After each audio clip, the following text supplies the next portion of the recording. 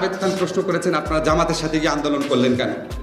Straight বলেছে, মানুষের ভোটাধিকার প্রতিষ্ঠা করার জন্য আন্দোলনে গেছি জামাতের সাথে, অস্বীকার করে নাই। এবং উনি বলেছেন আওয়ামী লীগ তার আদর্শ থেকে বিচ্যুত হয় নাই। সহজ কথা। এর আগে একটা পত্রিকায় দেখেছি উনি বলেছেন যে উনি শুধু আওয়ামী লীগের নেত্রী না, সকল বিরোধী দলের নেত্রী। বিরোধী দল বলতে তখন জামাতকেও বুঝিয়েছেন। নিজামীকে পাশে নিয়ে উনি সংসদ থেকে পদত্যাগ করেছেন, সাংবাদিক সম্মেলন করেছেন। আপনাদের বিরুদ্ধে এই যে নিরন্তর প্রচারণা হয় বিএনপি জামাত, কথা বলি বিএনপি জামাত, বিএনপি জামাত, আপনারা কোনোদিন এই জিনিসগুলো ডকুমেন্টেড করে সাথে সাথে বলতে পেরেছেন যে আওয়ামী লীগ জামাতের বিরুদ্ধে আমাদের রুখে দাঁড়াতে হবে, আওয়ামী লীগ জামাতের বিরুদ্ধে লড়তে হবে? তো ওরা তো আপনাদের চেয়ে বেশি জামাতের সাথে গেছে, যায় নাই?